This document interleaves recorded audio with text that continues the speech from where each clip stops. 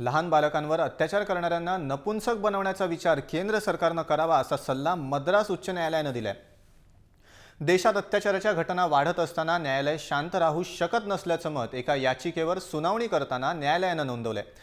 मुलावरील लैंगिक अत्याचार प्रकरणात आरोपी असलेल्या ब्रिटिश नागरिकाची याचिका फेटाळत हा मद्रास उच्च न्यायालयानं निकाल दिलाय।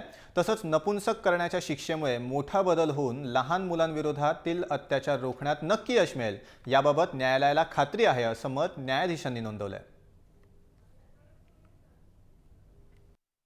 मद्रास हाईकोर्ट जज ने बहुत सही फैसला लिखा है अपने ऑर्डर में देते वक्त कि केमिकल कैस्ट्रेशन का भी ऑप्शन देखा जाना चाहिए। एक ब्रिटिश पीडोफाइल के केस में उन्होंने ये ऑर्डर दिया है और बहुत सही दिया है, क्योंकि पिछले 10 साल में चाइल्ड सेक्सुअल ऑफेंसेस के 400% केसेस की इजाफा हुआ है, इंक्रीज हुए हैं, जबकि कन्विक्शन रेट महज 2.4% है। तो जब कानून कंट्रोल नहीं कर पा रहा है, बच्चों को प्रोटेक्शन नहीं दे पा रहा है, और जज ने यह भी कहा कि सिर्फ भारतीय क्रिमिनल ऑफेंसेस नहीं कर रहे हैं बल्कि विदेशी भी आ रहे हैं हिंदुस्तान में और छोटे छोटे बच्चों का सेक्सुअल अब्यूज कर रहे हैं।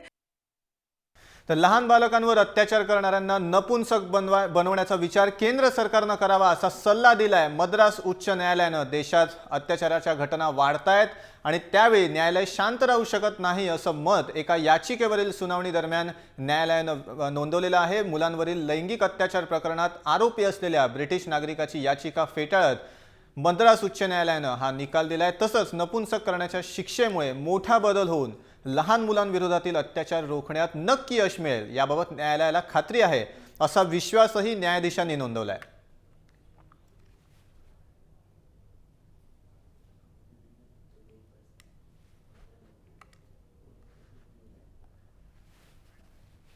लहान बालकांवर अत्याचार करणाऱ्यांना नपुंसक केलं पाहिजे, त्यासंबंधी केंद्र सरकारनं विचार करावा असा सल्ला दिलाय मद्रास उच्च न्यायालयानं।